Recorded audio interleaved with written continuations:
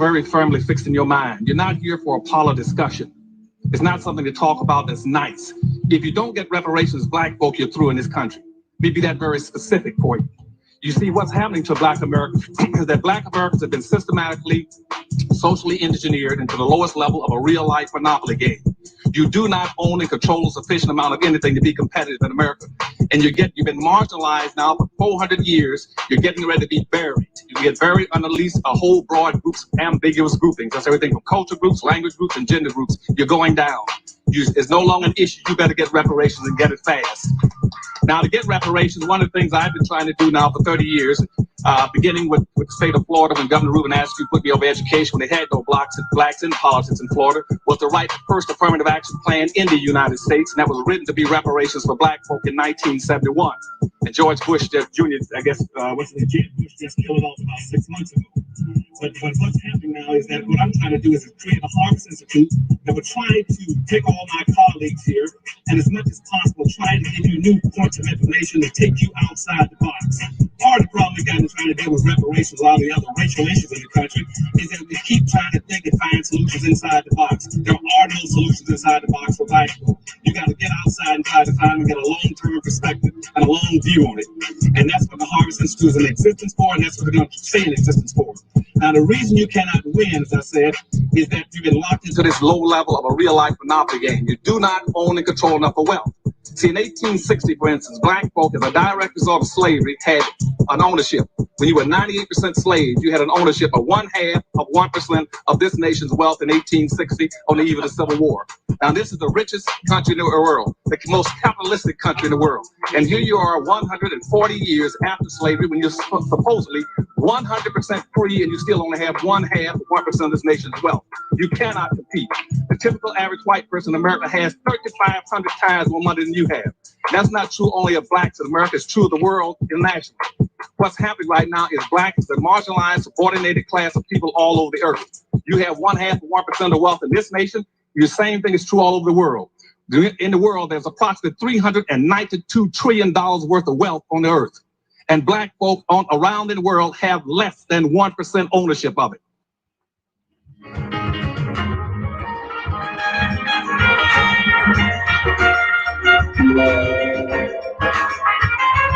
Good evening on the West Coast.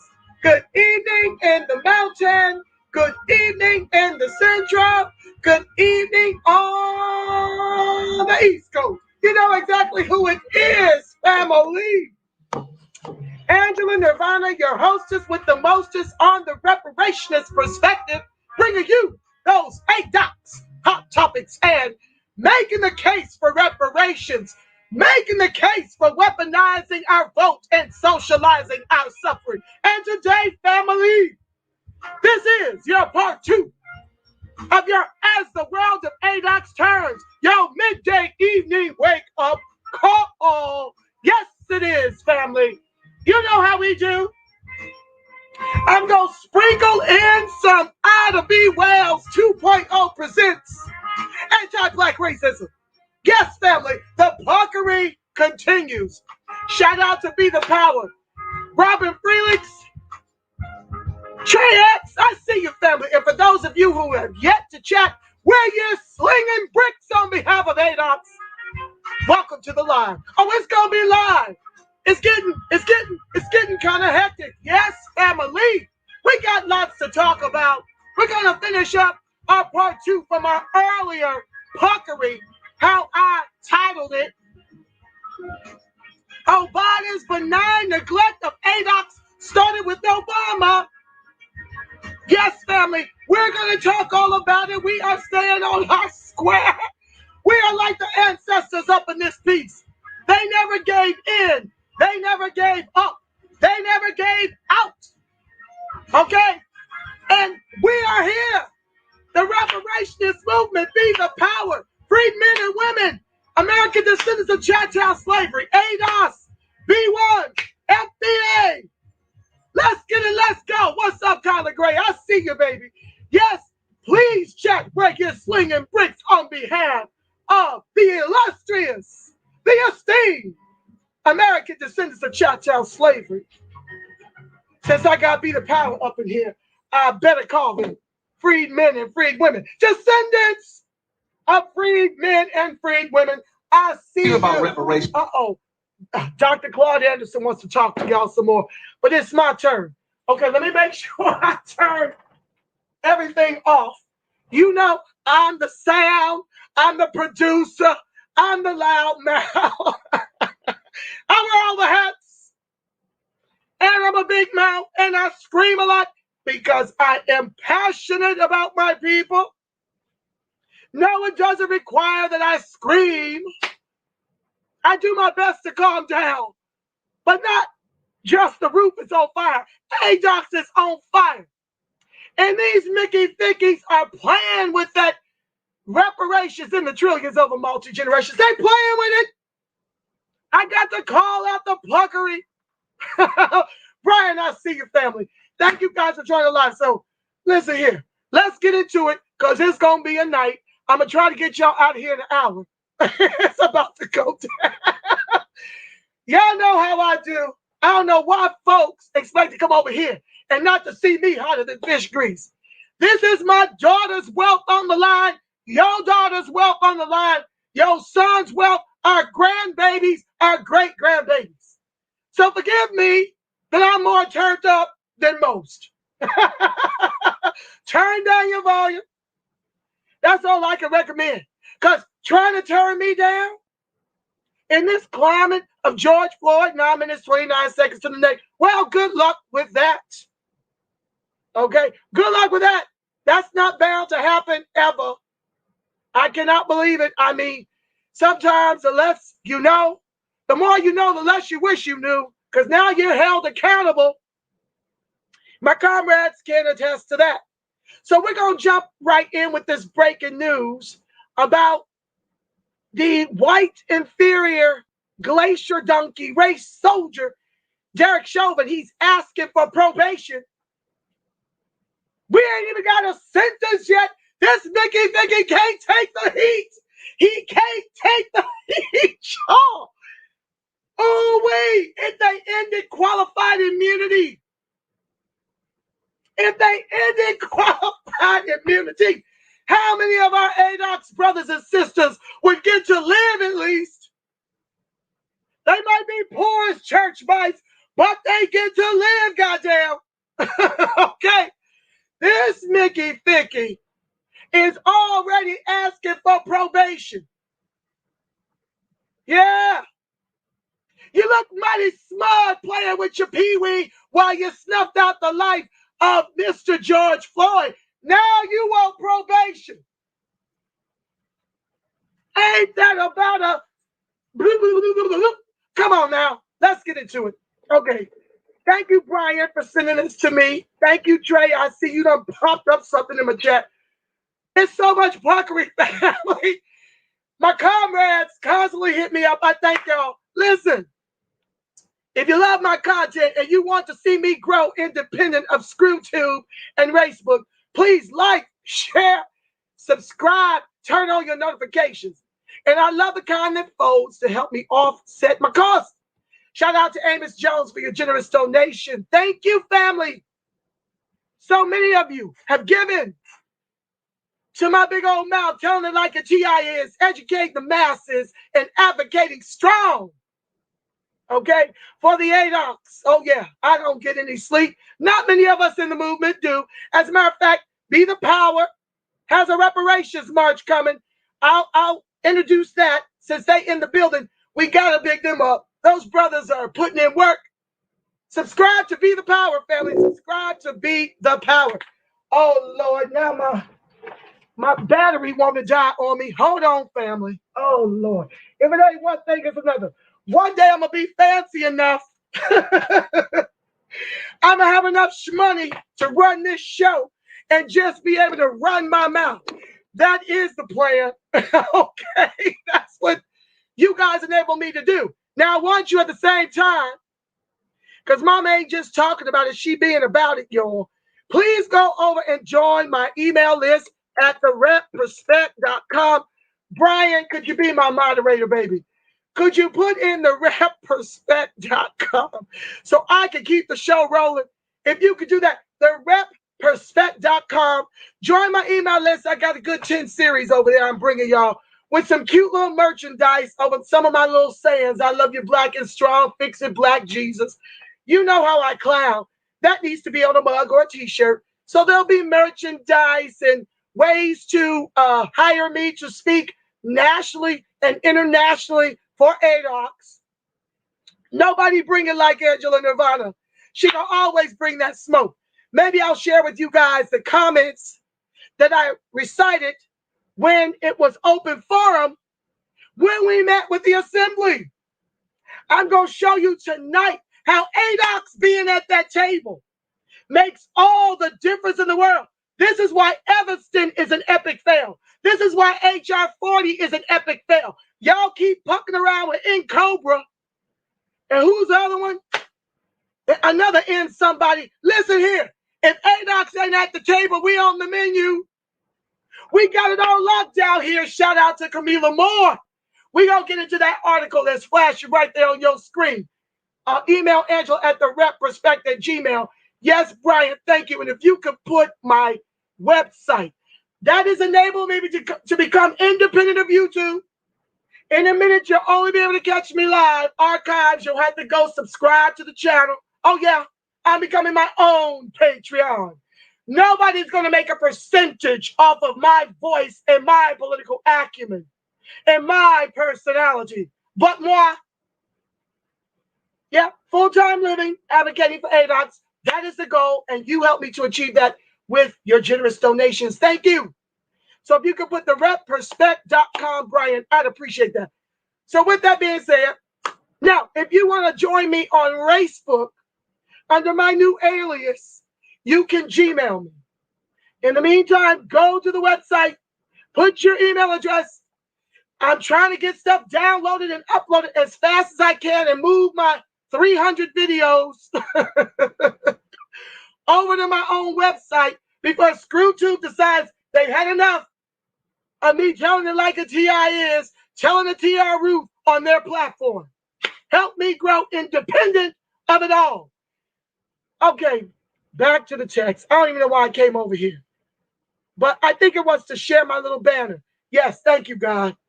Okay, I be moving so fast, I forget.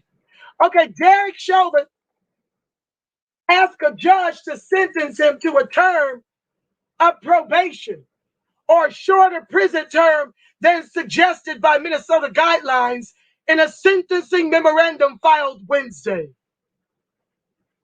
Mr. George Floyd will never see the light of day. And this Mickey Ficky, before sentencing, is asking for a shorter prison term than the one that the prosecutors seek for 30 years, which is too soon. He should serve several lifetimes for every charge he was found guilty of. Should be 3 lifetime sentences congruent. The memo cites Chauvin's lack of previous criminal history. Let me remind you, family, of the 22 complaints in his 19 years, 8 was practiced for the kill joke that was finally executed on George Floyd, while the Minneapolis Police Department said it was reasonable and justified. Again to the Mickey Thickies down there in North Carolina that executed Mr. Anthony Brown, 4 shots to the arm. Then he tries to get away to save his life, and they said it was justifiable to shoot him in the back of the head. Not shoot out one of his tires, execute him in the back of the head.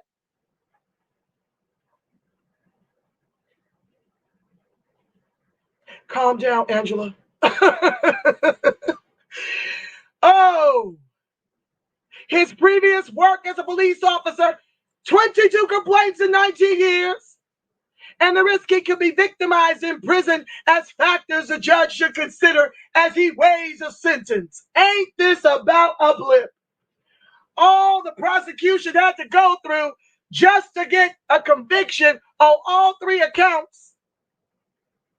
All we went through waiting 181 plus executions by the race soldiers of unarmed black men, women, and children since the George Floyd execution. And he wants a shorter sentences. Well, I'll be there, white privilege on full display.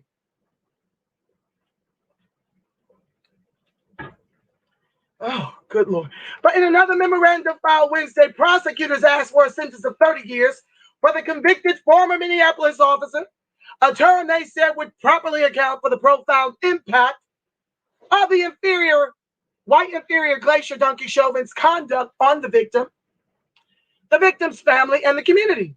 Chauvin was convicted April 21st of second-degree murder, third-degree murder, and second-degree manslaughter in the killing of George Floyd. A jury agreed with prosecutors who said Chauvin caused Floyd's death when he pinned him to the ground with a knee on his neck in the prone position for more than 9 minutes during a May 2020 arrest in Minneapolis. Chauvin could face up to 40 years in prison.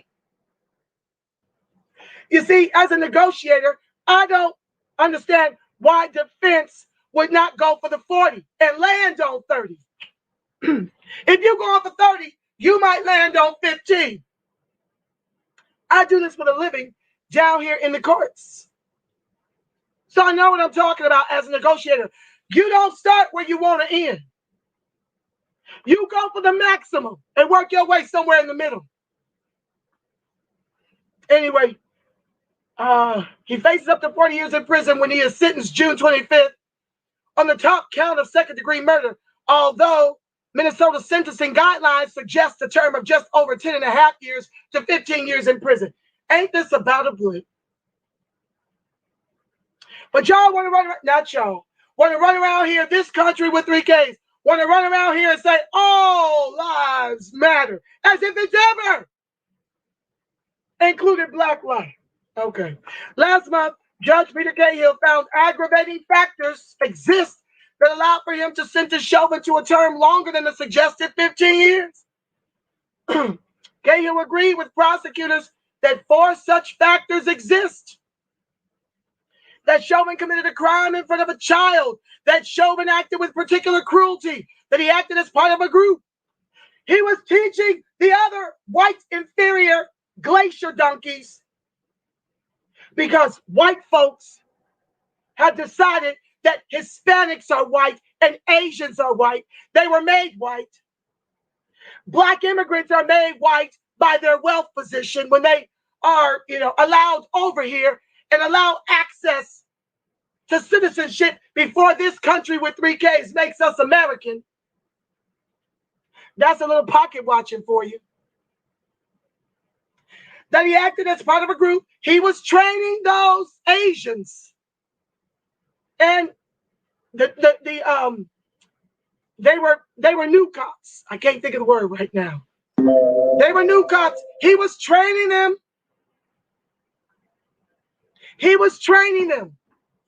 Just like that asshole woman, Kimberly, whatever the hell her name is, was training the race soldiers on how to get away with murder when she pulled her gun, which has a different weight, different color, different application than a taser. After 26 years on the force, Kimberly Potter, when she killed our young baby for driving while black, talking about expired tags, when who the hell could get up in the DMV anywhere in the country? Everybody's tags is damn expired. She was training. That's how they train you to get away with murder. Chauvin's shocked that he didn't get away with murder as the cameras roll. That's how comfortable they are because they are the domestic terrorists. The FBI already told you that the skinheads, the KKK, and the neo-Nazis have infiltrated, not even infiltrated. They've been directly hired in practically every police department throughout the country because the police departments who hire them say it's a violation of their First Amendment right to not hire them for their affiliation with domestic terrorist hatred groups. So their First Amendment right to gainful employment as domestic terrorists matters over Black life.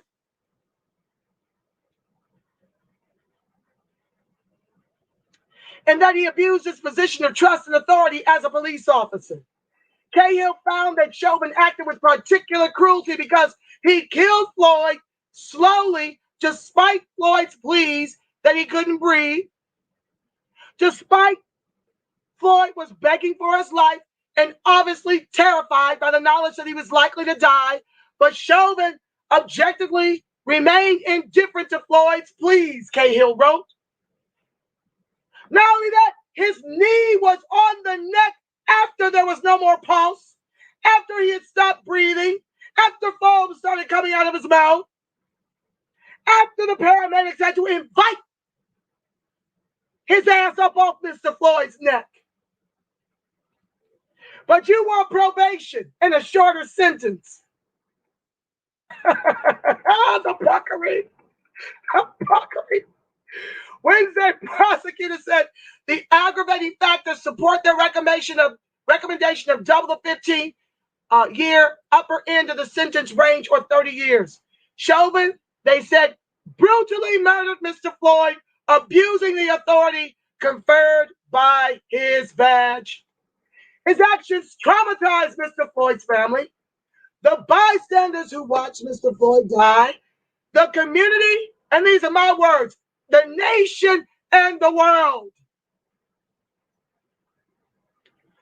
And his conduct shocked the nation's conscience, the prosecution's memo read. No sentence can undo the damage Chauvin's actions have inflicted, but the sentence the court imposes must hold Chauvin fully accountable for his reprehensible conduct. But in the defense memo, Chauvin's attorney, Eric Nelson, asked Cahill to discount his finding that aggravating factors apply and rule instead that mitigating factors allow either for a term or probation or a shorter sentence than guidelines suggest. This is the same man that tried to blame George Floyd executions on his underlying health conditions, on his drug abuse. Man was freely and jovially walking around in the grocery store, the Death Mart, as Mike Michelson calls it. He was happy in the Death Mart, not having any complications with his heart or his drug abuse. When they accused him of a fake $20 bill, he decided to spend a fake $20 counterfeit bill and sit outside the Dust Mart. Okay. He tried to blame it on the bystanders, begging and pleading for Mr. George Floyd's life. He tried to blame it on the paramedics. He tried to blame it on the rain, the aliens in Mars. Okay. Back to the text. I get allowed to keep from crying, y'all. I really do. I really do. Okay, back to the text. Nelson asked the judge to look beyond his findings and make up shit like he was doing. If ifs was fifths under that defense attorney, we'd all be drunk up in this beat, right? We'd all be lit. That make it think he tried his case on nothing but ifs, okay? Oh, if the law be willing and the creek don't rise, right, family? Okay, I'm probably the only one laughing. Anyway, back to the text. He asked the judge to look beyond, over the wild blue yonder. Okay? To look beyond his findings to Chauvin's background, his lack of criminal history, his amenability to probation, to the unusual facts of this case, and to his being a product of a broken system. I cannot. I'm trying to care with Nelson, but I just cannot. Nelson said that Chauvin has been, quote, painted as a dangerous man. Painted. like a Picasso.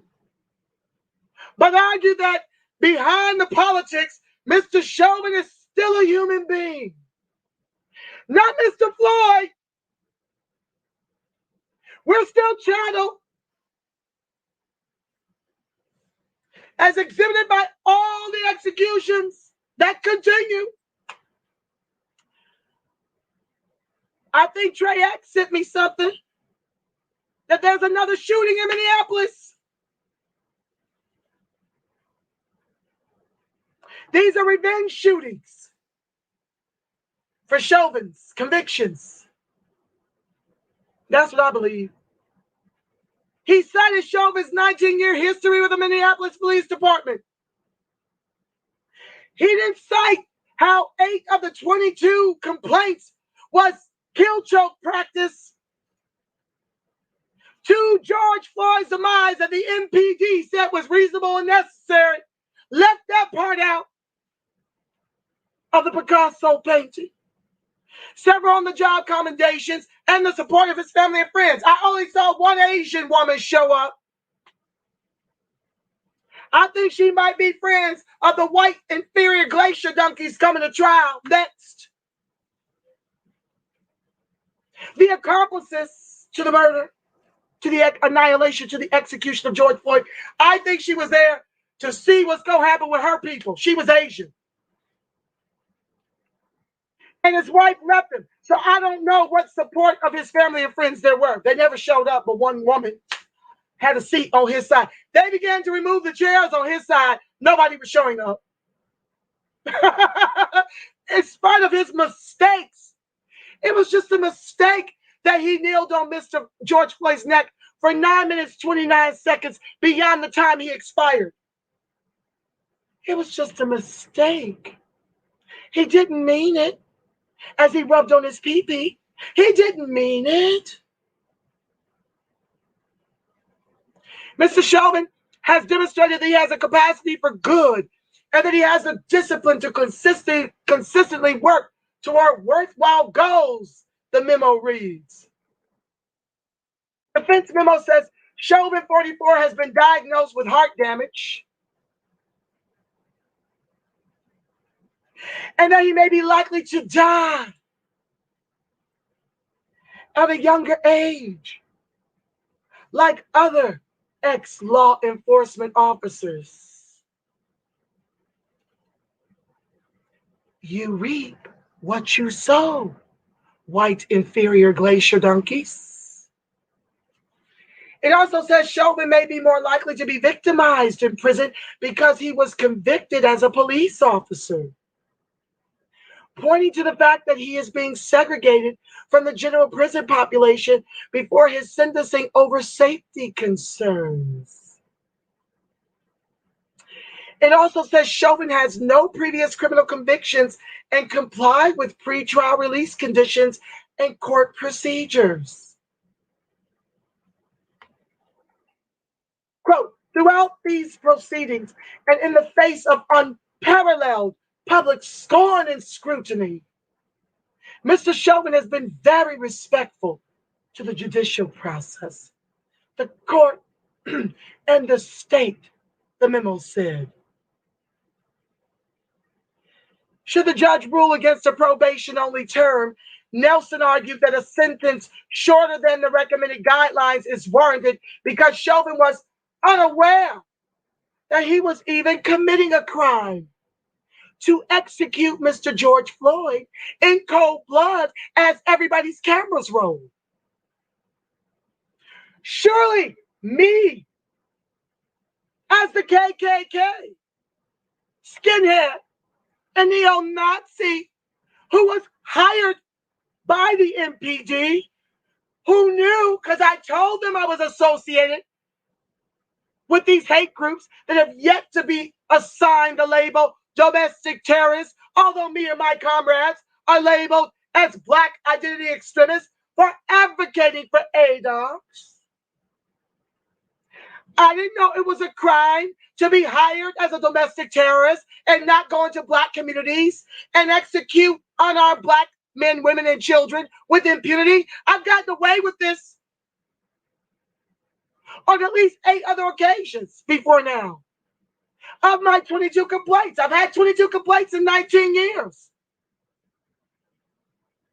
Who knew it was a crime to execute unarmed black men, women, and children? Who knew that my white privilege and the fact that I am a domestic terrorist hired by you with their tax dollars to police their communities until we execute enough of them to gentrify it? Who knew that was even a crime?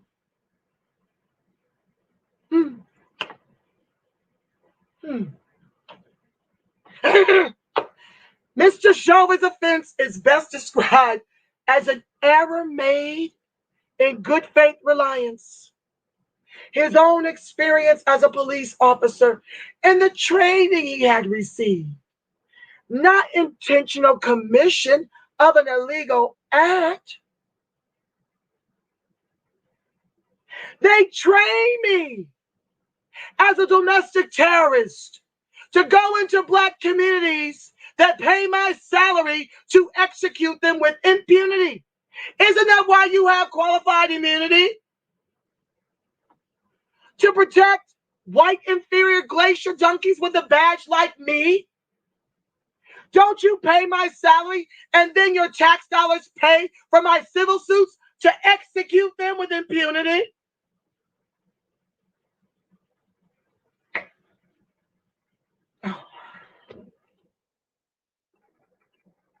Chauvin's defense team, I wish this would end already. In a separate filing Wednesday, also detailed their arguments for why they believe Chauvin should receive a new trial, alleging a series of errors on the part of the judge and prosecutors and citing massive pretrial publicity. You'd have to live under a rock not to know about George Floyd. As he weighs the sentence, Judge Cahill will consider the recommendations for both teams along with a pre-sentencing investigation or PSI report prepared by the Department of Corrections. The PSI will include an assessment of Chauvin to identify his risk of reoffending and other facts. Oh, so he can be rehired once you give him a lighter sentence? And other factors the judge can consider as he weighs a sentence. He wouldn't even allow those 6 of the 8 most heinous practices of the kill choke on the other victims to be entered into evidence as testimony to shore up this case. But he allowed Eric Nelson to introduce evidence against Mr. George Floyd for a drug arrest a year prior when Mr. George Floyd is cold in the ground and can't speak for himself. He allowed that.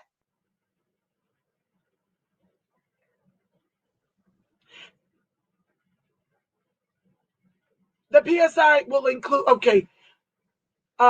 it will include an assessment of Chauvin to identify his risk of reoffending and other factors the judge can consider as he weighs a sentence, including the defendant's individual characteristics, circumstances, needs, potentialities, criminal record, and social history. You see the trick bag? You don't have a criminal record because the MPD said everything you did to the people was reasonable and necessary. Had they stopped you 21 complaints ago, Mr. George Floyd would be living. Had they fired your ass and took away your pension,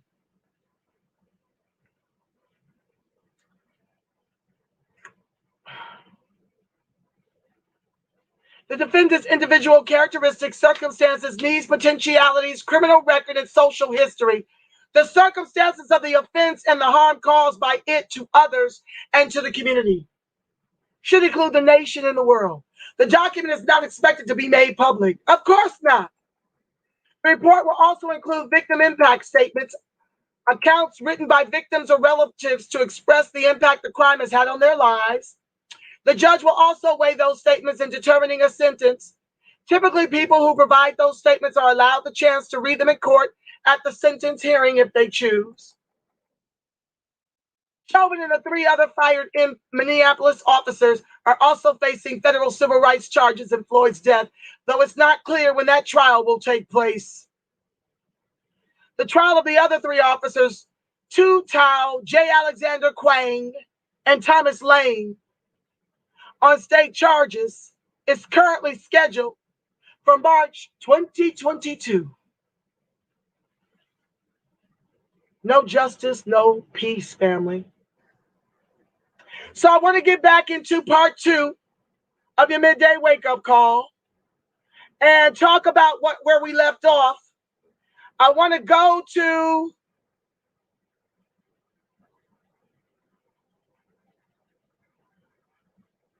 hold on.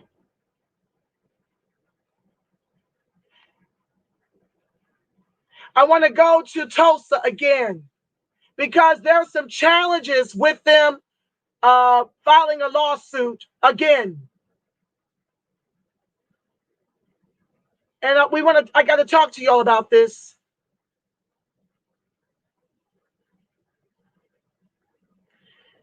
Yeah. Thank you, guys. Welcome to the live. Please like, share, subscribe, and turn on your notifications. Success of a new Tulsa race massacre reparations lawsuit hinges on state's nuisance law, attorneys say. Let's look at that.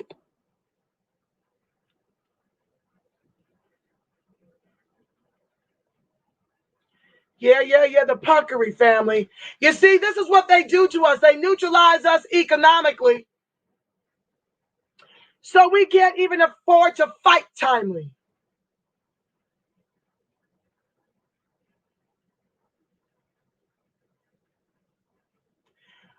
By arguing that the 1921 Tulsa race massacre created a public nuisance, the effects of which still haunt North Tulsa's Black community, I shared with you on an earlier archive today and I think yesterday that the white inferior glacier donkeys that decimated Black Wall Street, Greenwood, their median income is $113,000 to his.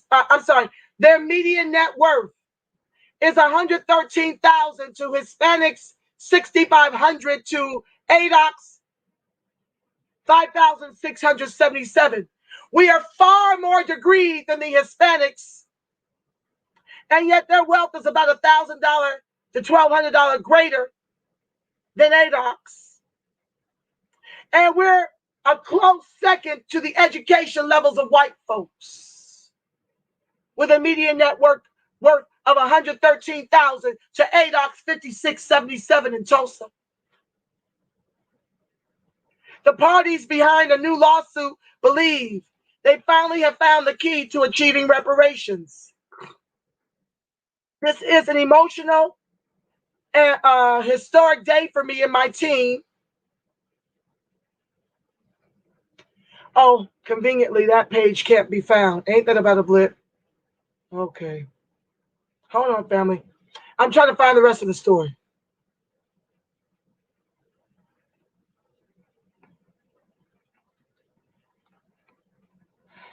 Tulsa Race Massacre, struggle for reparations from 1921 massacre continues, and so do the disagreements. Last week's appearance of Tulsa-based reparations advocates before a congressional committee was the latest episode in a long-running discussion about who owes what to whom from the 1921 race massacre. Just the word reparations, the making of amends, can stir emotions, and even those who favor them.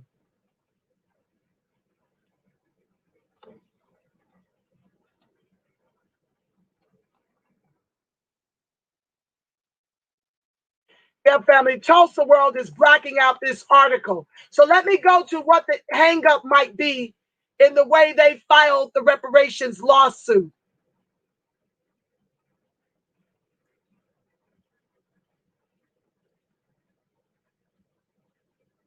Okay, so they're suing for nuisance. And so one lawyer writes, when can you sue your neighbor for nuisance? He says, and I quote, I handle a lot of cases involving property damage. whether that is damage to personal property like vehicles or damage to real property such as a land or a home. And I also handle cases involving land and natural resources such as damage to trees or pollution from neighboring lands. As such, I get a fair amount of calls from individuals who are frustrated with their neighbors, and the degree of alleged harm will range from serious harms to less serious annoyances. This begs the question of how do you know when you have a valid nuisance claim against a person who is causing a disturbance or interruption to your quiet enjoyment of your home? While some frustrations are completely understandable, a civil lawsuit is not always the appropriate remedy or even legally viable in many situations. What constitutes a nuisance under Oklahoma law? Now, the reason why I'm sharing this with you guys is to let you know that all of these things have statute of limitations. And when I'm thinking that the reparations failed because they tried to do it under the nuisance laws.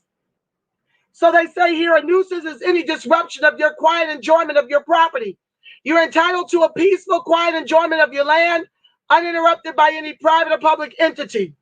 If such a disruption occurs, you may have a claim under the doctrine of nuisance. A nuisance occurs when a person or company uses land or does something on the land in a completely unreasonable, unwarranted, or unlawful manner.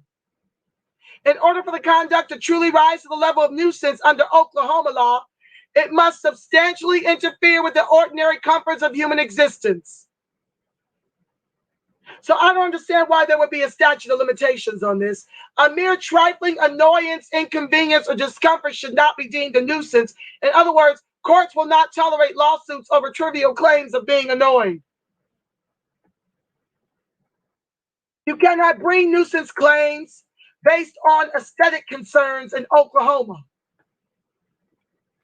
The problem of a nuisance to neighboring landowners. So you can't sue over aesthetics or because your neighbor has poor taste. So when can you sue? Here's the rule. It's not a nuisance unless it substantially interferes with the ordinary comforts of human existence. Sounds like nuisance to me. I don't know why there would be a statute. I'll bring you more on that later. Okay. I think there's one more bot and something I want to share. I want to talk to you about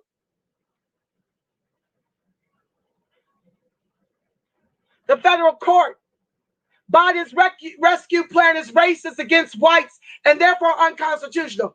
Why is this important, family?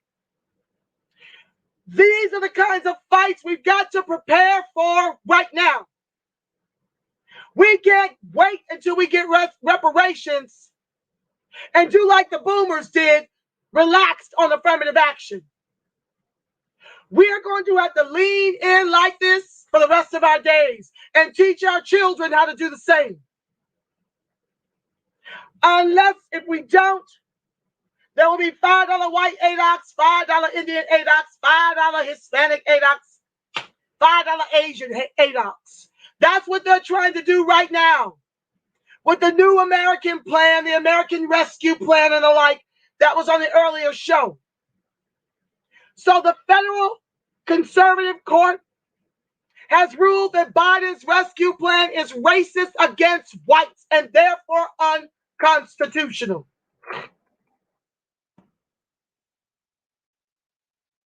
They will find any way to keep us under their oppressive boot, family. And so, just like always, we've got to be a bazillion times smarter than these white inferior glacier donkeys. President Joe Biden recently, I know some of y'all have already heard this, but the newcomers haven't. Please bear with me. My comrades that tune in every day, twice a day. Roll with your sister. I know it's a repeat. Plug your ears. No. Okay, on this part. President Joe Biden recently taunted Republicans who have rejected his $1.9 trillion American Rescue Plan Act by pointing out how they were showcasing its benefits for the folks back home. I'm not going to embarrass any one of them, but I have here a list of how back in their districts they're bragging about the rescue plan Biden said during a visit to Ohio last week, in which he claimed to have a roster of 13 GOP hypocritical lawmakers, according to Politico. I've shared earlier, Trump gave white farmers $46 billion. Biden has earmarked only $4 billion of this $1.9 trillion for black farmers, along with people of color. And they escalated this to the Supreme Court to say that COVID release is racist against whites. When we know that racist is a term relegated and defined as one who has money and power. I mean, some people have no shame, but I'm happy they know that it benefited their constituents, he said as the crowd laughed. Republicans in retort may want to start showing constituents a federal court ruling that struck down part of Biden's plan for being unconstitutional and racist. The Free Press reported in early May that the U.S. SBA had released criteria for business owners seeking COVID relief through the Restaurant Revitalization Fund, which was part of the American Rescue Plan. You see how they take our reparations? They weaponize the pandemic against Adocs to give away our reparations under an American Rescue Plan. How many blacks own a viable restaurant? The majority of our small businesses are sole props.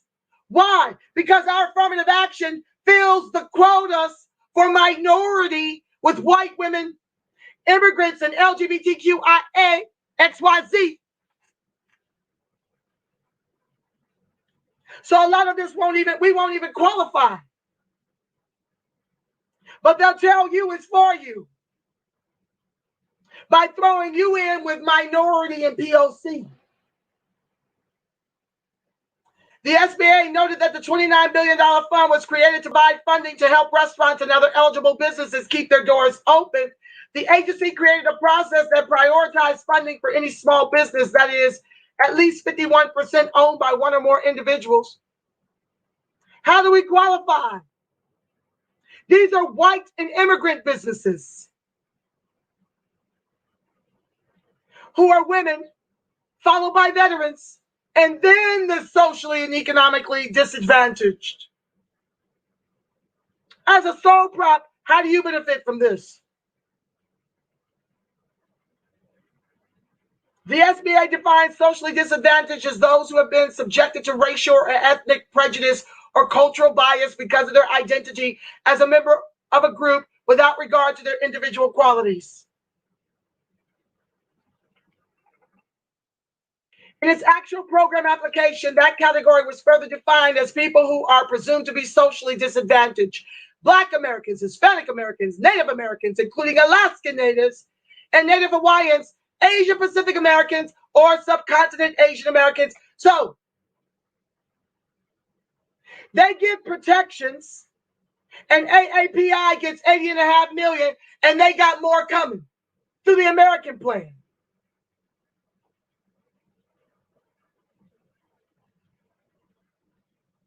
As we spiral down to become the permanent underclass of this country with 3 Ks, capitalism with 3 Ks. The economically disadvantaged were more or less the same groups. In short, white men who were not veterans were shoved to the back of the line because Trump has already given them $46 billion.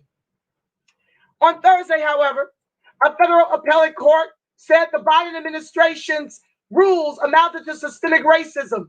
In a 2-1 opinion written by Judge Amul Thapar, the federal appellate court in Knoxville, Tennessee, noted this case is about whether the government can allocate limited coronavirus relief funds based on the race and sex of the applicants.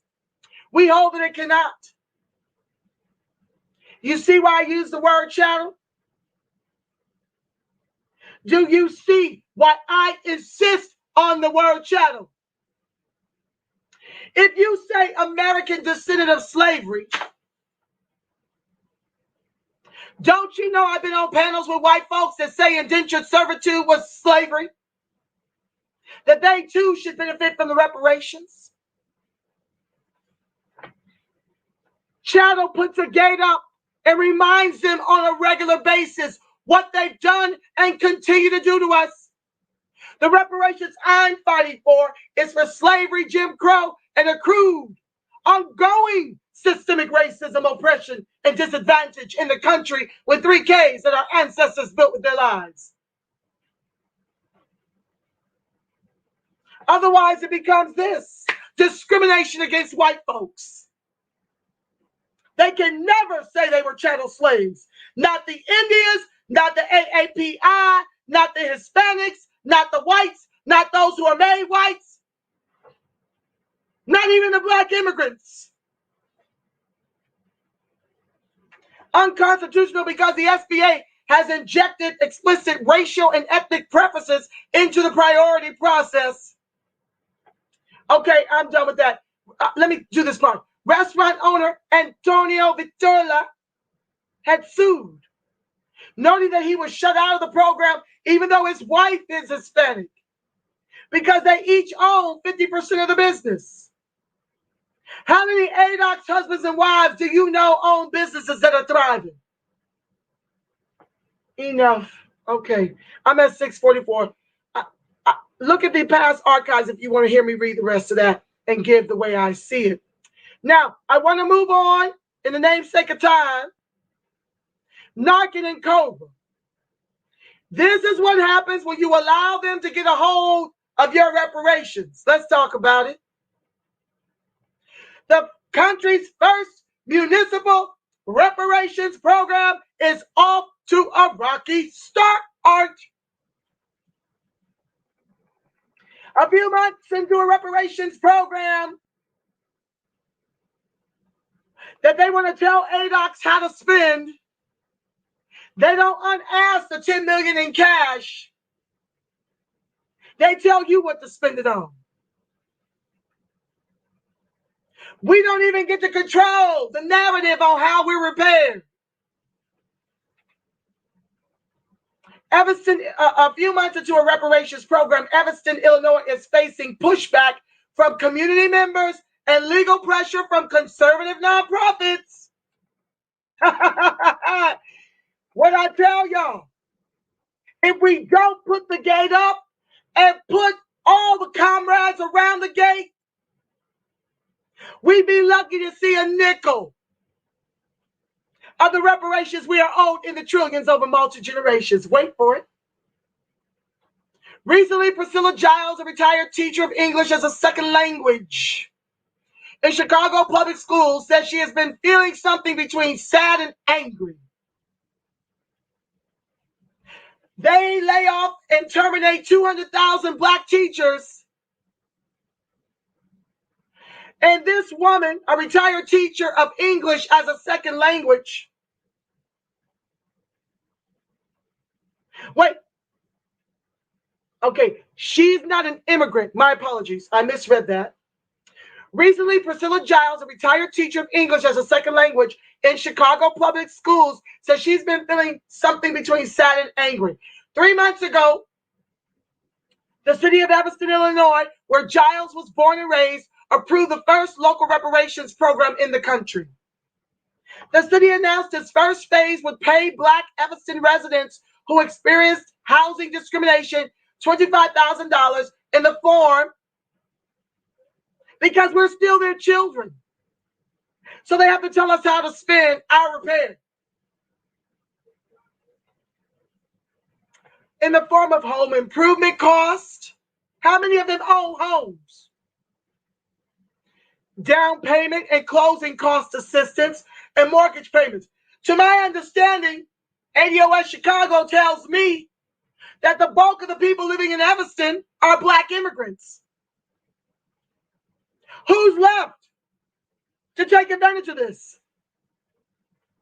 And this is why I demand cash repair in the trillions over multi-generations, so we can finally pull ourselves up by the bootless straps, as has been the expectation, without the resources to do so, without the wealth that they killed and stole from Adocs. We can finally do for self. I don't need you giving me money for home improvement, down payment and closing cost assistance if I'm not making income and can't qualify for a home loan. mortgage payments, once again, not making enough income to qualify for a home loan. I told y'all the median national income for Adocs is $41,000, to white folks $65,000, to Asians $87,000, and the median national home price is $340,000. It's $655,000 here in Southern California. Who's going to give you a loan? So how do I benefit from home improvement costs if I can't afford a home? I've been gentrified out of my home. Down payment and closing cost assistance when I can't qualify a loan because I don't have the income. I'm either unemployed or underemployed. And mortgage payments. For, I guess, those who still have a mortgage that hasn't been taken under Obama. Hasn't been taken on the current day pandemic. Since Giles is black and lived in the city from 1919 to 1969, she is automatically eligible. But she says she is reluctant to apply. It's not reparations, she said, and that's for sure. Evanston residents have been debating the details of its current reparations program for more than 3 years. When the legislation passed, it was deemed a blueprint for the rest of the country, because it took notes from Narcan and Cobra and the empty, cashless HR 40 reparations. Yet a few months into the first initiative, frustration and legal pressure have clouded the city's pioneering vision. Hundreds of black residents have rallied behind the online group Evanston Rejects Racist Reparations to demand that the programs be paused and reevaluated. This is what happens when Adocs ain't at the table. Meanwhile, the conservative nonprofits Judicial Watch and Project on Fair Representation have threatened legal action against the city. The reparations program that began with great optimism has divided the small city, thrusting it into the national spotlight. This is what happens when you won't allow the truth to be taught. When you Republicans want to defund public schools to keep the truth hidden from the people. If they knew the truth, perhaps they'd take to the streets the way they did for George Floyd.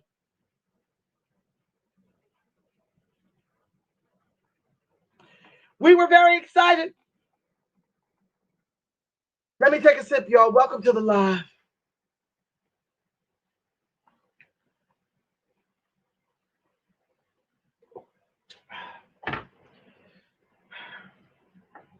Former Alderman, we were very excited. Former Alderman Lionel Jean-Baptiste first proposed a reparations plan to the city council nearly 2 decades ago as part of a resolution supporting a federal bill concerning reparations. When Alderman Robin Rue Simmons, Ann Rainey, and Peter Braithwaite reintroduced a reparations bill to the city council in 2019, this time there was a new source of funding, which has been a point of contention when John Baptiste made his proposal in 2002. A cannabis sales tax would go into effect in 2020. As the brothers are still on lockdown in the not-so-new slavery in the private prison industrial complex, while white folks own the weed shops in our communities, not their communities.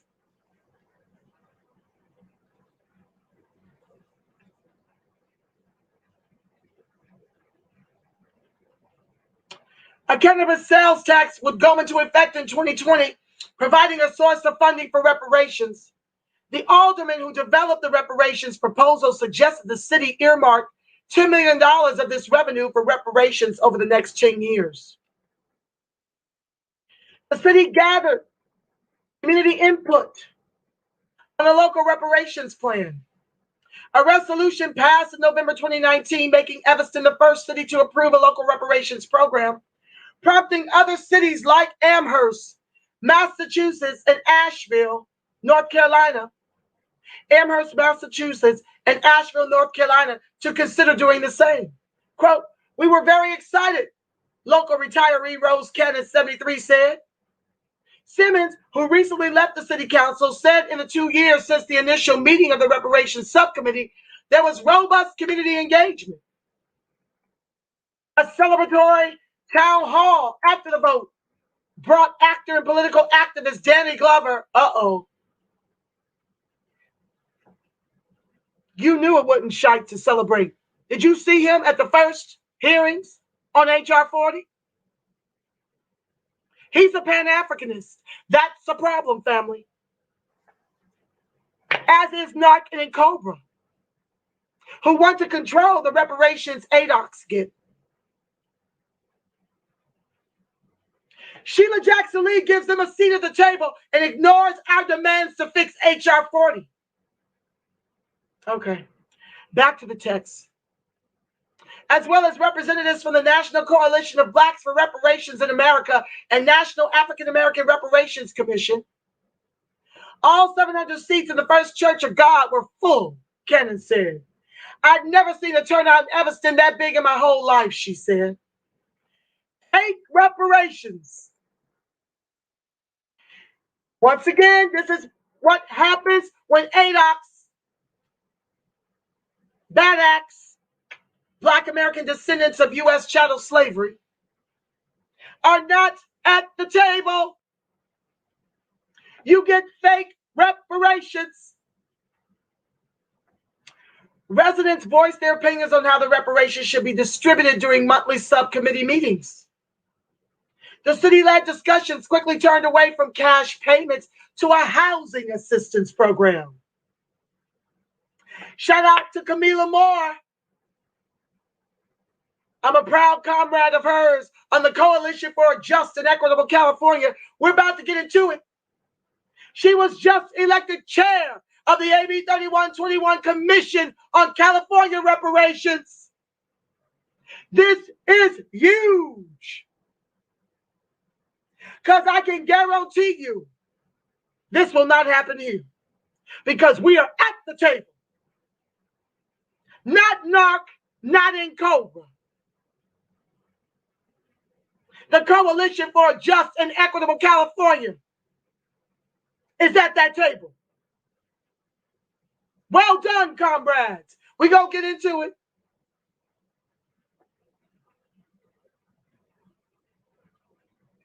The city-led discussions quickly turned away from cash payments to a housing assistance program. Kenneth said, from the community standpoint, it seemed the program was being shaped without locals' input. That's why the reparationist perspective will be airing all of it. All 10 plus meetings. You'll be able to tune in and hear us weigh in on our reparations here in California. We get to speak up at those meetings in an open forum at the end. I'll share with you what I said. I'm proud of what I said. I'm proud of what everyone said. It was rich. It was rich to have a voice. Unlike the CBC, who blocked us from speaking, who won't return calls, who won't return emails. California knows how to party, okay? We getting it done out here. And this is the standard that will be set for the states and the federal. This right here. Not this nonsense. The proposal for the first phase eventually presented to the city council was called the Restorative Housing Program. It would have a $400,000 budget, and the alderman insisted it would be the first of many different projects. Quote, this is a housing voucher program, not reparations.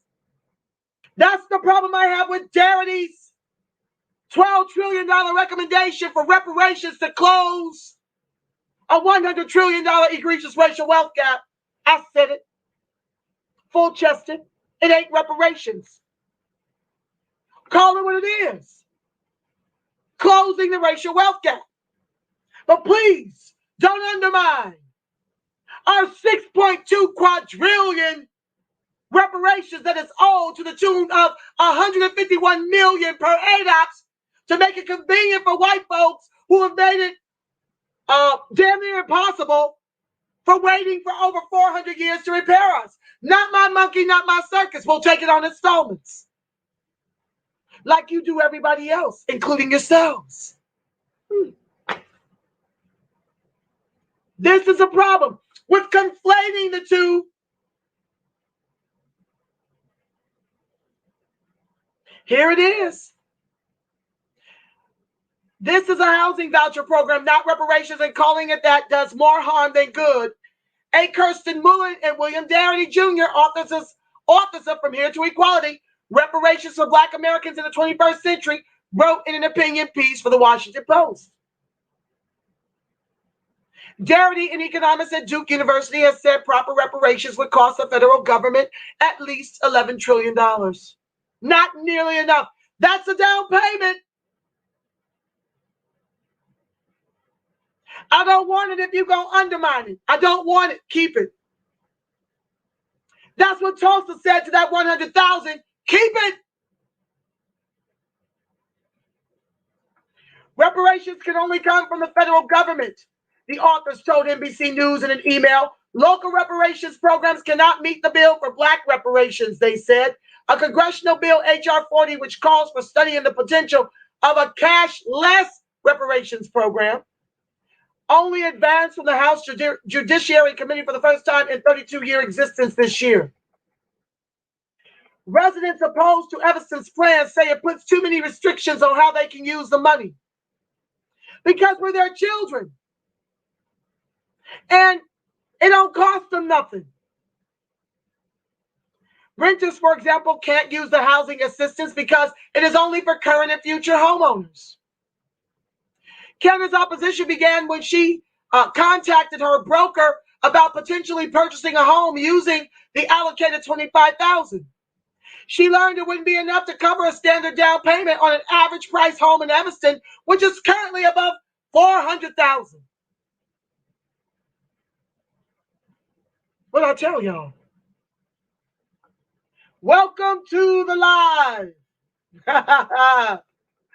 Another problem residents point out is that because banks and real estate companies would have to be involved, the program privileges institutions that have historically been the agents of discrimination. They get to come up several times on these real estate deals when they sell it to you and when they take it back. Big money. Poverty is profitable. The beneficiaries of this program would be those who initially did the harm of redlining here in Evanston, said community organizer Sebastian Knowles, 21. Knowles and fellow organizers Kevin Brown, Jersey Shabazz, and Cannon created the Facebook group Evanston Rejects Racist Reparations in February, which has since amassed more than 600 followers. The organizers held demonstrations in front of a cannabis dispensary in Evanston, hosted webinars about reparations, and lobbied city officials to halt the March 22nd City Council vote on the restorative housing program. They were unsuccessful. This is why we need critical mass. Knowles said they will continue expanding their reach, educating and connecting with Black residents over reparations. Quote, Black Evanston residents need to be determining their own repair, Knowles said. This is just how it was. Priscilla Giles' grandparents, like so many other Black families, moved northward during the period known as the Great Migration in search of more economic opportunities and to escape the racist climate of the South. Yet when they finally settled in Evanston, they found the racism and discrimination was still present, just less overt. Just like the Democrats. While 87% of our elected thought it was more sound to replace a racist in office to 4 years with no record against Adocs. Sure, he said we were from shithole countries. But did your mama teach you that sticks and stones may break your bones, but words will never hurt you? So 87% of our electorate thought it was more sound to replace a racist in office for 4 years with no records against Adocs and building a wall to push back immigration, which oppresses us the most. When racists in office are combined 65 years with records against Adocs several New York City blocks long. You know, the overt KKK was replaced with the covert KKK.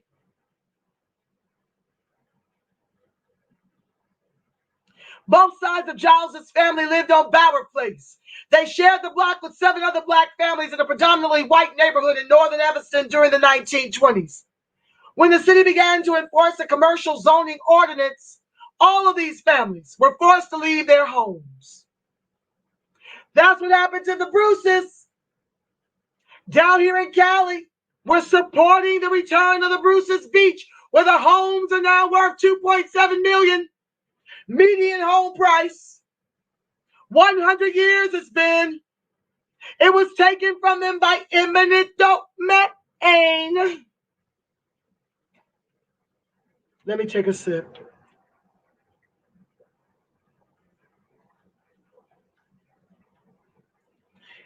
The entire block. That's my cayenne pepper, y'all. Put it in your limeade, your lemonades. I make it with dark maple syrup, chia seeds, lots of limes and or lemons to your taste. I use about, you see this jug, I put 3 key limes, squeeze them and put them in here with the pulp. And I put cayenne because COVID and all these bronchial issues can't survive in heat. So cayenne, a couple of dashes in this much water. What's this, about 60 ounces? I rarely ever get sick since drinking that concoction. Back to the text.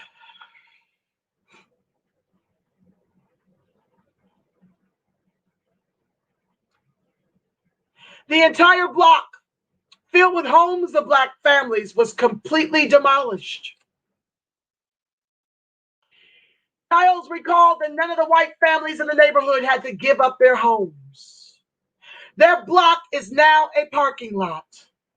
My mother and my grandmother always said, this is what they were told, and this is just how it was, she said.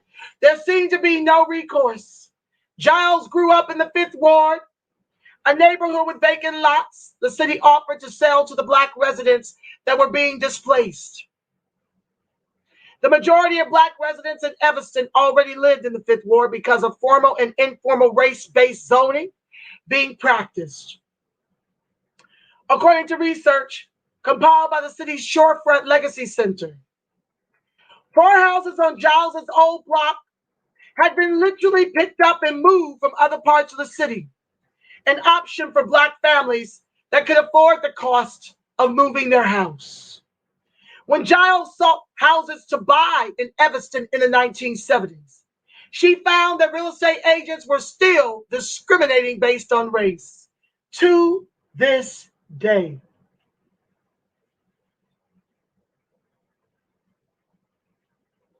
I've shared the story in my archives when I put my house on the market because a neighboring condo with less square footage, less parking, and less indoor amenities sold for $525,000. I thought, let me see what I can get for mine. But because my home is peppered with my Afrocentrism, and I refuse to take it down, they wanted to lowball me and give me commensurate with what the last condo in my building sold for, not commensurate with the market and what it would bear. Asians came to look, Hispanics came to look, white folks came to look, Indians came to look, no blacks.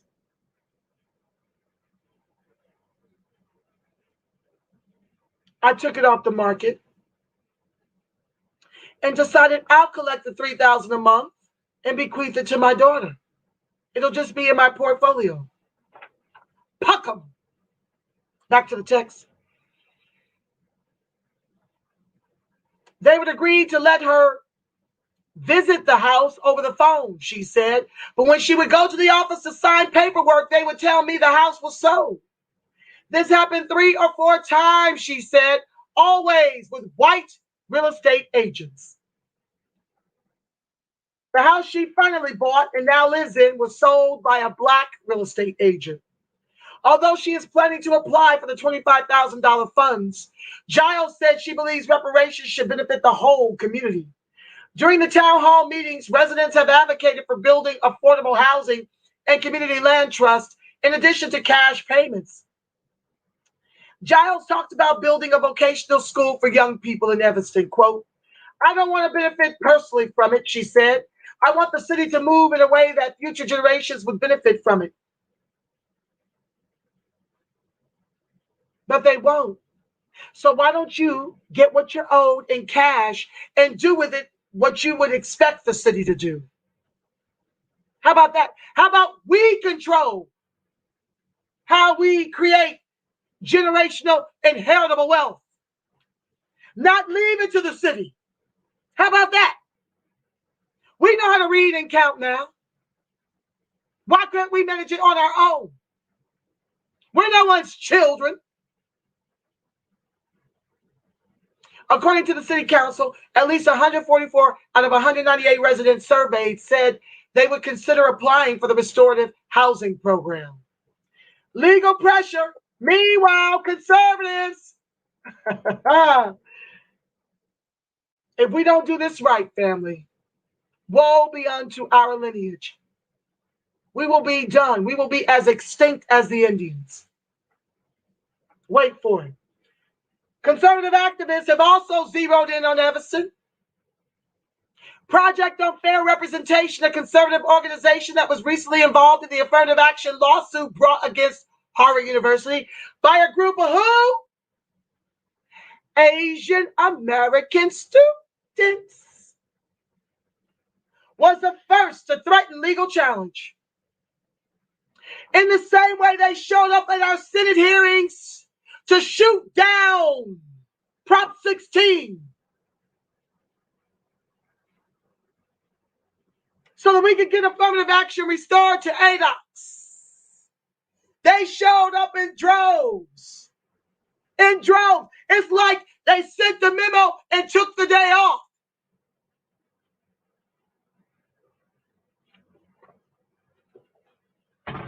They were a no on the yeses and a no on the no's. We literally couldn't even vote. We had to call in and vote through the back door. That's how many Asians showed up to deny us affirmative action here in California.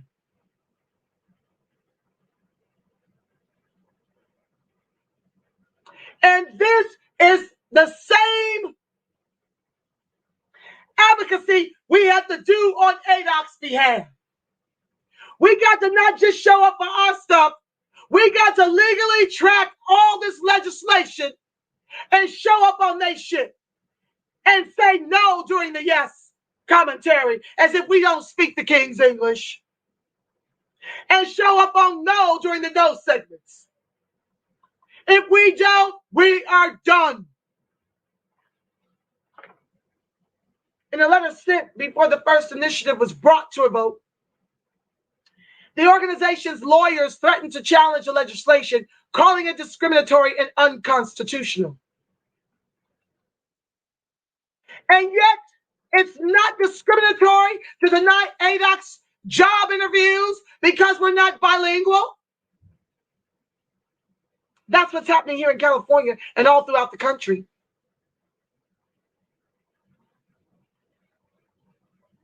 That's not discrimination.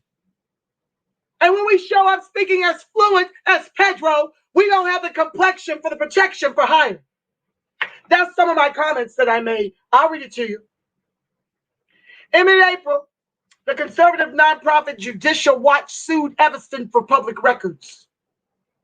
The group has built a reputation around filing Freedom of Information Act requests, notably targeting Hillary Clinton's emails and most recently attempting to substantiate evidence of voter fraud in the 2020 election. And this is who Biden,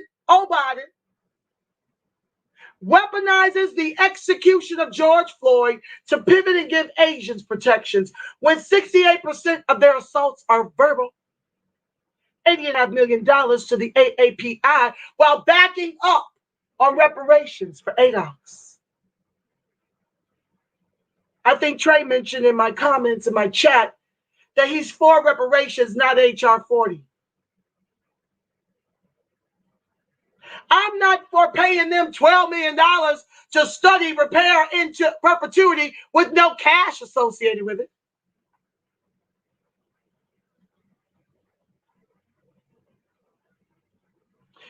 Quote, this is a group race-based benefit based on a tenuous historical analysis. Judicial Watch President Tom Fitton said it's an extremist program.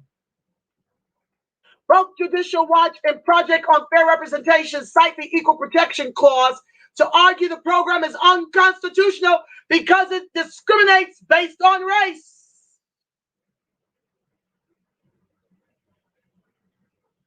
But none of this happens when the Jews get repair from this country for a Holocaust that we only participated behind the scenes. None of this happened when the Japanese got $20,000 for their time in the internment camps. None of this happened when Biden pivoted to give Asians protections. The Senate voted that 94-1. While we're still waiting for an anti-lynch bill to be passed into law, it's only been 100 years. None of this happened when Biden gave $30.2 billion additional dollars to the Indians for their repair, of which they left out descendants of Cherokee and Seminole enslavement from the 1866 reparations, while selling reparations to white folks for $5.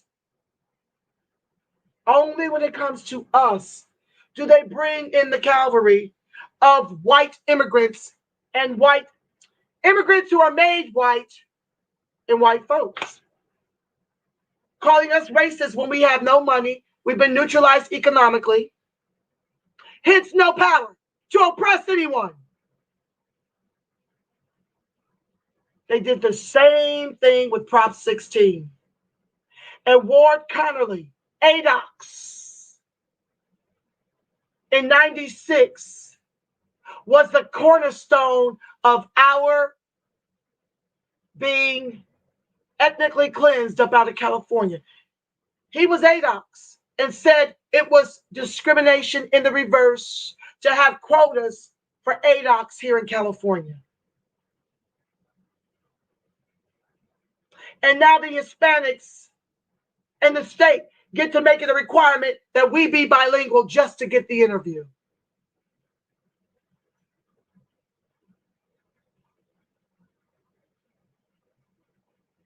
Former Alderman Simmons said the council expected the legal challenges.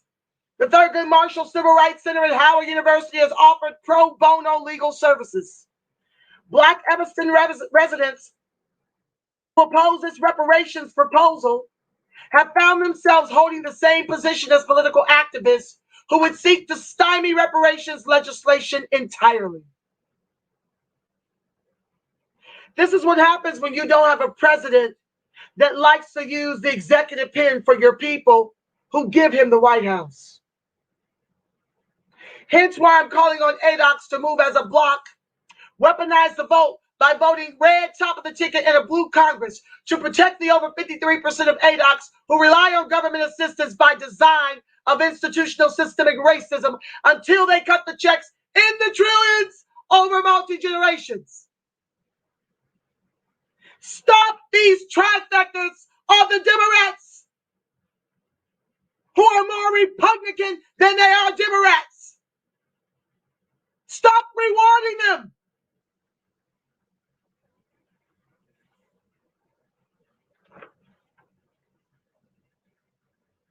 When I first read the letter, I thought to myself, God has stepped into this, Kevin said. Although the intention of these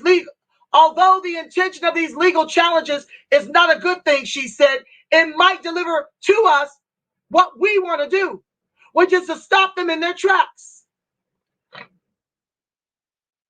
Stopgap measures.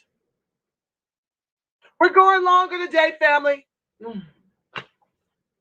Sorry, I can't get y'all out in an hour. I got to finish. This is almost done, I hope. Stopgap measures. Giles says she is concerned about how the reparations program will take shape, even beyond the housing phase. Quote, I don't know where it's going from here, Giles said. I don't think it's going anyplace. I really don't. Part of the concern is related to the absence of Simmons, who left the city council and now works with NARC. She had announced early in her first term that she would not seek re-election to focus on local and national reparations efforts. I have worked about 80-hour work weeks for the last 4 years, Simmons said, and I decided that I will work on reparative justice, specifically in the Black community, focused on reparations both in Evanston and beyond. This is a problem. This is why there's no cash. NARC! And in Cobra. Meanwhile, a local branch of Up Together, with the endorsement of the city council, has started issuing $300 cash payments to some Evanston residents who are eligible for reparations according to the city's criteria. $300 cash payments. Wow.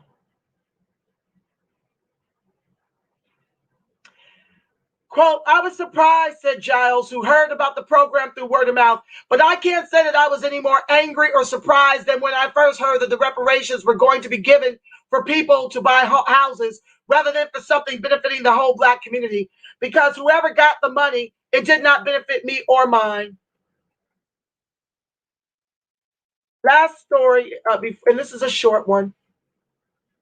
I just want to revel in the celebration of California.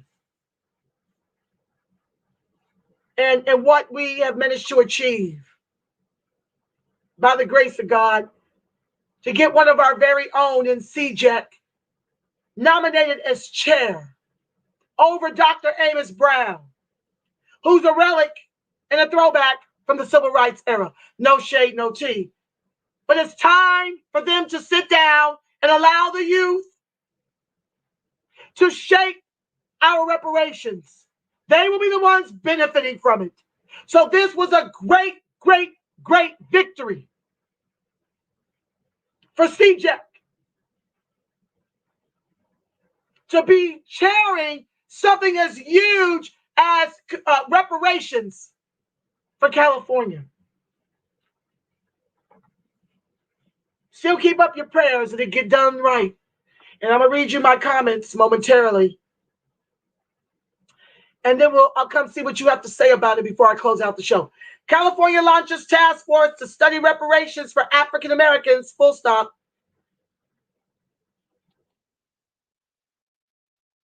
Hundreds of years after slavery in America, a California task force of legislators, lawyers, and civil rights leaders will begin studying how to pay Black people reparations.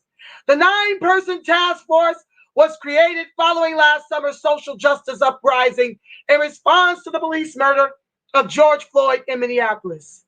Secretary of State Shirley Weber, who authored Assembly Bill 3121 last year when she was part of the state legislature, said the work is built on an understanding of the persistent systemic racism and continued government exploitation of African Americans as a result of slavery. Me speaking. We didn't author this bill. We project took over this bill, okay? This bill. Sometimes the west side of Dayton, Ohio comes out of me. Excuse me. The Ohio player comes out in me. Forgive. These are the projects that we should have been taking over. To the leaders, to the leaderless leaders of the Adocs movement. who insisted we take over the Urban League and the NAACP, heavily funded by white dollars. Why weren't we told to go legislatively track the bills that were out there to advantage us? Those are the projects to take over. Okay? You guys probably got something like this in the works. In your respective states, you need to put together a legislative tracking team so you can find all the bills that are for you and all the ones that work for the immigrants and the white folks in opposition to you. So you can show up on the Senate hearings in the same numbers that the immigrants and white folks turn up to deny you what you are long overdue.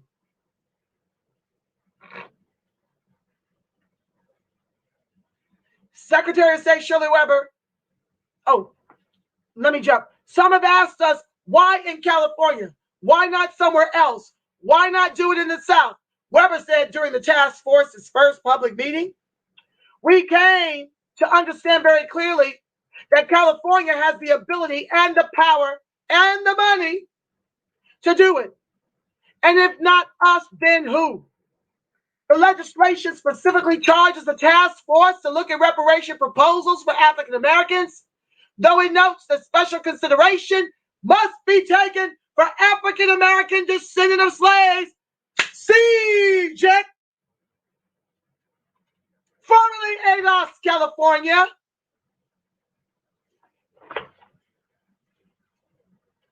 That's what's up. If you're not at the table, you're on the menu. Y'all need to get at the table. The task force will also compile documentation on the institution of slavery, its past and present impact, and will educate Californians on its findings. Proponents say they hope the task force will become a model for the United States government. At the federal level, H.R. 40, which was introduced in 1989, could finally be considered by Congress and would similarly establish a commission to examine federal reparations. The California Task Force's first meeting was on the centennial of the Tulsa race massacre, during which white Americans killed black Tulsans and destroyed the affluent African-American Greenwood district, also known as Black Wall Street.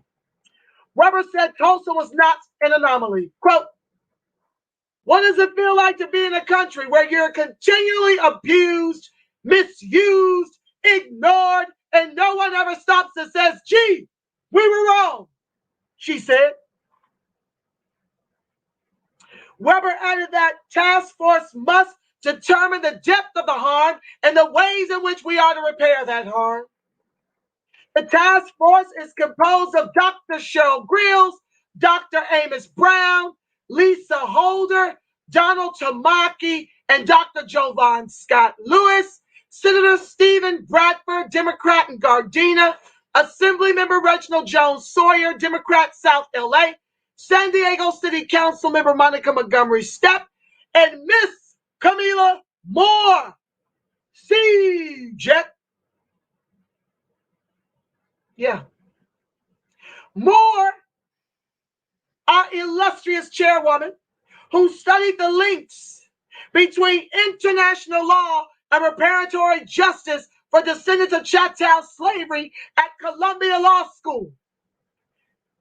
She's a bad mamma jamma, was appointed as chair.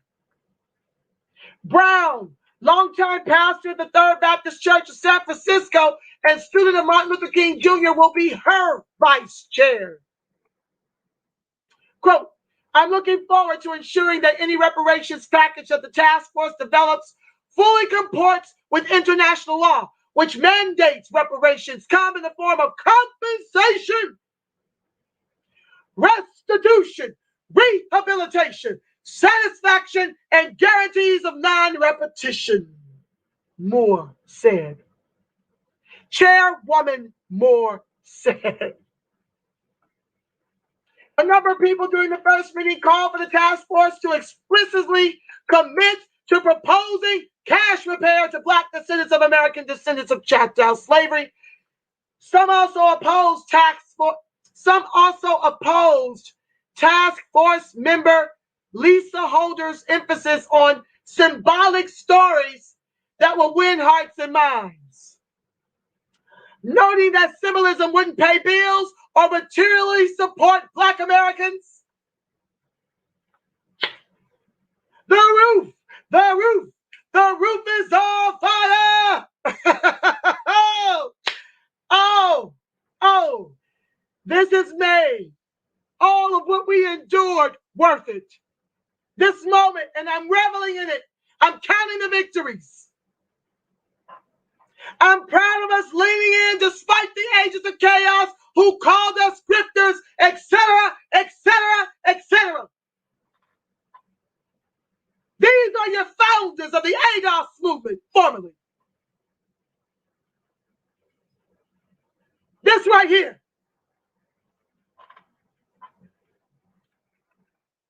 Yes, I'm gloating. Marcus Champion, a board member for the National Assembly of American Slavery Descendants, Los Angeles, and the Coalition for a Just and Equitable California, CJEC, said that he expected the task force to support reparations in the form of cash payments, along with class protections and programs to combat the racial wealth gap. Quote, the remedies are on the whole symbolic, and the solutions are generalized and don't take into account the needs of the community, Champion said. We need to be righting this historic wrong. The next public hearing will be in July and will cover the themes and contents of the two-part report the task force will produce.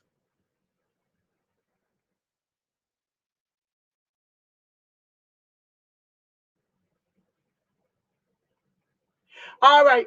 Okay, it says correction. A previous version of this story misstated the organizational affiliations of Marcus Champion. He is a board member of the NAASD LA and the Coalition for Just and Equitable California. Okay, there's like the NAASD at large, and then some of them are forming chapters. Okay, I'm with the Coalition for Just and Equitable California. Okay, and I will be airing future meetings. So with that being said, let me share with you what I shared with the illustrious commission, starring chairwoman, Miss Camila Moore-esque. Okay? Good afternoon. My name is Angela Nirvana, and I am a proud comrade of the Coalition for a Just and Equitable California. As an educated Adocs woman with experience in diverse industries, I understand firsthand not just the impact of slavery and Jim Crow on my people, but also the accrued, ongoing systemic racism, oppression, and disadvantage as its vestiges, and how it has driven us out of California. Our affirmative action benefits everyone, but whom it was intended, us. We are the anchor of the country's capitalism, now required to be bilingual just to get a job interview here in California. And when we show up, we don't have the complexion for the protection for hire.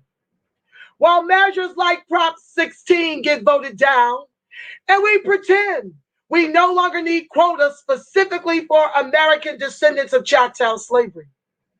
We are at George Floyd, 9 minutes and 29 seconds to the neck, literally and figuratively, and on the bottom in every metric of social and economic justice, although our ancestors built all the wealth the immigrants and whites eat from. I am in favor of cash repair because social programs are often given with the left hand and given away with the right. Cash will enable us to do for self, as has been the expectation, without the resources to do so. My expectations are for a task force that is open and responsive to community voices while working to create reparations proposals that move California and the nation closer to corrective justice. I also support the recent selection of Miss Camila Moore for chair of this task force to represent the voices of everyday community members like me. Thank you for allowing me to speak. Let's see what y'all got to say about it. Welcome to the live. Robin Felix, I see you. Trey X, Kyla Gray, Brian, Be the Power, Heat St. Cloud. It's no victory till they cut the checks. You better know it. Let's go. They're ignoring us. You better know it. Chauvin is a victim. Brian says, before the sentencing even gets started, as per typical white supremacist MO. His legal wife is Asian. He's divorced, and I thought she was Hispanic. She divorced his ass. Defense talking about Chauvin made a mistake in good faith. Stop the BS, Brian says. Notice how Chauvin's heart issues never came up during the trial. But Floyd's cardiac health was brought under scrutiny in attempting to blame the victims for his own demise. Because I'm sure Chauvin has a note from the doctor making up his maladies to get him paroled, to get him shorter sentences. Shannon, welcome to the live, my love. Uh-oh. Their one mistake was not allowing the previous interactions and co-worker association at the club into the testimonies. You're right. Shannon says his heart hurting now since the older case is now in question for investigation and possible charges. I'm sure he's got heart palpitations. Robert Felix gave you all the fire for that. Trey X says, now, according to Roly Poly Martin show, Joe Biden supports Reparations Committee, not HR 40. Miss me with the bullshit. Roly Poly. You see, they vacillate and waffle because they don't want to be unpopular and stand against reparations anymore since we've made it a household name. And we're gaining in traction all over the country on a state level next to feds. Lean in, Adocs. Racial equity being interpreted as anti-white racism. We see what time it is. Ain't it a blip, Brian? Shanna says, Roly Poly still trying to get a job. In the new black media or the white corporate with 3K media. He don't care which. He just want to check. Brian says Republicans want to ban CRT and true narration of American history, slavery, so as to rear up the new generation of children in a la-la fantasy land that sells us a post-racial utopia. You better say that word, Brian. Welcome to the live, Amos says, preach. Thank you for your generous donation to the show. Amos says, I want to market BAJ, bottled Adocs juice. Come on with it. I'll put in an order. Yes. Calm down, princess. These beings don't operate on principles. I know, Bait Racks. Welcome to the live. No, it's just my firebrand. You know, this is my way to vent before people who give a damn mostly. And as a result, the doctor said my organs and my blood are 20 years younger than my actual age. So trust and believe, I get it out. Far too many of us keep it in. That's what kills us. This show enables me to get it out. I'm good. I'll try to remember to calm down. Brian says, agreed. No need for Big Brother oversee. It's like owing someone $100. I love his analogies. It's like owing someone $100 and then telling them what to do with the money as a condition for paying them back. Who does that? Amos says, tell it out. Tell it all, I think he meant. Go ahead on. Absolutely, C-Jack. You know it, Shanna. Shanna's in C-Jack. Shout out to all the comrades, not just the comrades on C-Jack. We have folks all over the country. I heard you, Don Page. I heard you on the forum that opened up after the commissions met. Thank you for everybody who called in. Thank you for each of you who call whenever I send out the charge to about 200 of you. You are as much a part of this victory as CJ. You are. I thank you so much from the bottom of my heart for every phone call, every tweet, every Instagram, every Facebook post, every email, every phone call. Y'all be on it. Whenever I send the charge, y'all are on it. I thank you. Amos says, Reverend Dr. Brown is true blue. Yeah, well, he's a bit of a relic. It was really a little ego on that live. You know, I say, listen, let the millennials and the Gen Xers take this. We have to be here. And it turned out the way I prayed during the whole process of voting for chair. It turned out beautifully. Our voice is the loudest at the table. So we should not end up with a cashless reparations like Evanston. That shouldn't happen here with Miss Camila Moore and CJ at her back. No, no.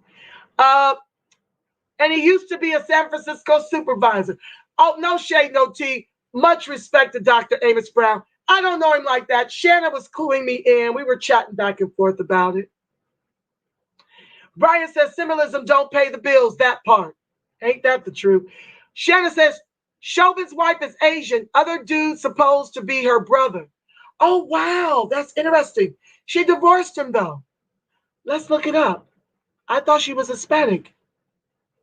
Hold on. You know how we do. It's already over an hour. Oh, well. Chauvin wife divorce. Maybe it was to protect all the assets.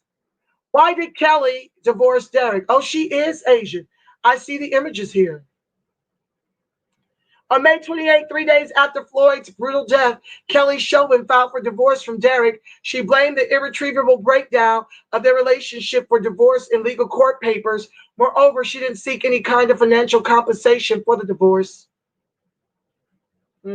She's very Asian. Thank you, Robin, for setting me straight. Shanna. Thank you, love. Amos says, glory. Brian says, from what I understand, Chauvin's wife is, Asian and filed for a divorce days after Floyd's murder. The petition for it, I believe, was denied because the powers that be sensed crack due to the timing. That's interesting.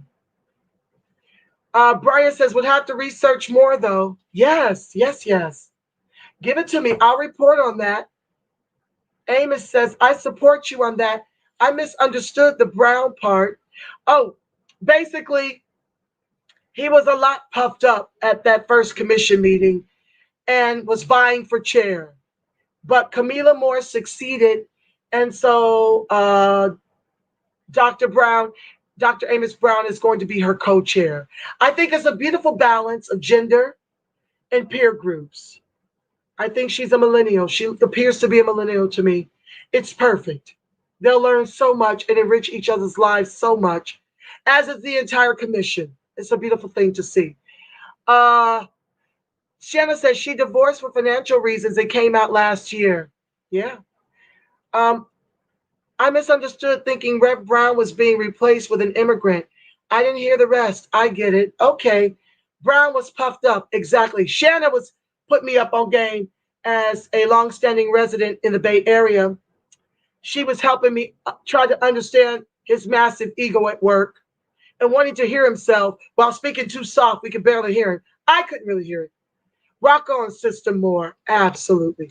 And with that said, family, this has been your edition of Ida B. Wells 2.0 series on anti-Black racism combined with pocket watching, your midday wake-up call. Shannon said, my father's side know him very well. Yes, Dr. Brown, that is. I want to thank you one and all for liking, sharing, subscribing, turning on your notifications, and for your generous donations to allow me to grow independent of Patreon, of ScrewTube, and Facebook. Visit me at, I'm going to put my website and join the email list so I can keep you apprised. I'm moving towards reprospect.com. I'm moving towards only going live here and storing all of my archives on my website. It's a bunch. It's a long process. It's over 2 years. Thank you, Brian. You be blessed as well, my comrade. Yeah, it's about 2 years worth of archives. It is a huge undertaking, but when it's finally done, I'll come to you live here, and then it will live over on my site, okay? I want to pray our prayer of protection before I let you go. It gives me a peace of mind that the light of God surrounds us, the love of God enfolds us, the power of God protects us, and the presence of God watches over us. Wherever Adocs and his allies are, God truly is, because family, you are the face of God, the voice of God, the body temple of the Spirit of the living God. Yes, I have to protect my content. I only can imagine, Shanna, had Racebook been the only place it was stored. They disabled me without notice, took everything down. So thankfully, it's still here because it only lasts 3 weeks, 15 days on StreamYard. Thank God the rest of it was over in YouTube. It's a process, sis. So I'm protecting everything so I'm not censored.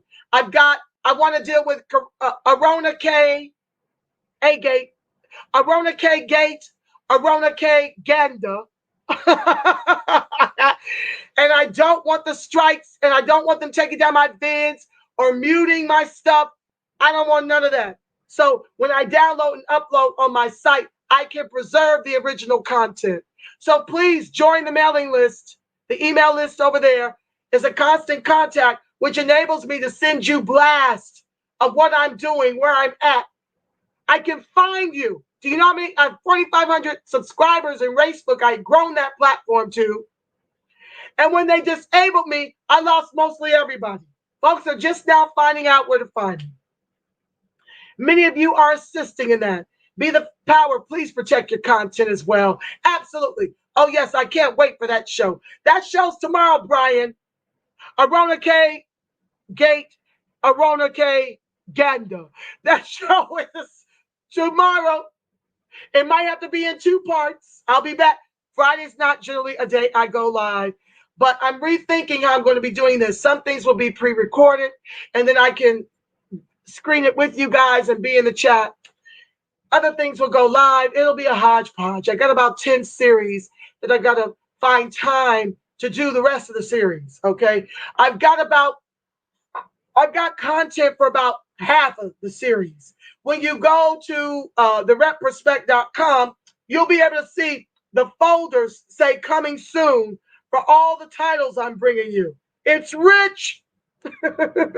God's been giving me a lot. Yes, Brian, tomorrow 12 noon and then again at 6. I'll try to get it done in one show, but I've been putting off 2 shows on that segment, so I may have to do them tomorrow, one at 12 and one at 6, to get those shows that have been pushed back up and going. All right, family, I'm going to go rest this voice. Know that I love you black and I love you strong. Until tomorrow noon for your midday wake-up call, you make it a beautiful, God-inspired rest of your evening. Peace.